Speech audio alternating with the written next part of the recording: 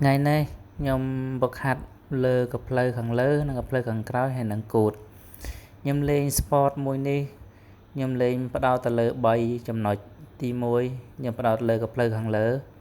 ទី2ខ្ញុំផ្ដោតលើกับเพลខាងក្រោយទី3ខ្ញុំផ្ដោតទៅលើកម្លាំងគូតមួយទៀតដើម្បីវាចូល3ចំណុចការហាត់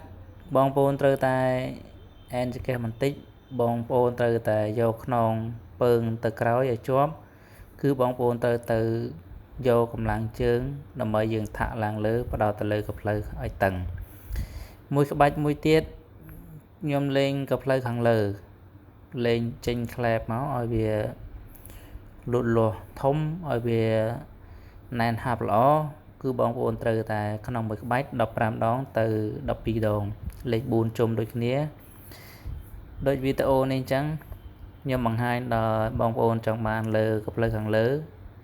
ហើយនឹងខាងក្រោមអាកន្លែងចេញកង់ខាងមុខហើយនឹងចង្ហៀងហ្នឹងបងប្អូនត្រូវតែព្យាយាមផ្ដោតលើគីឡូយើងទៅ20គីឡូ30 40គីឡូបងប្អូនបដិញគីឡូរហូតធ្វើម៉េចបងប្អូនហាត់ឲ្យបាន12ដងទៅ15ដងលេង4ជុំដូចគ្នាមួយក្បាច់ទៀតគឺខ្ញុំផ្ដោតទៅលើកភ្លៅខាងក្រោយគឺខ្ញុំលេង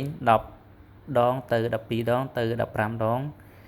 ខ្ញុំផ្ដោតទៅលើ4ជុំដូចគ្នាអញ្ចឹងបងប្អូនត្រូវតែអនុវត្តតាមវីដេអូខ្ញុំនេះបាន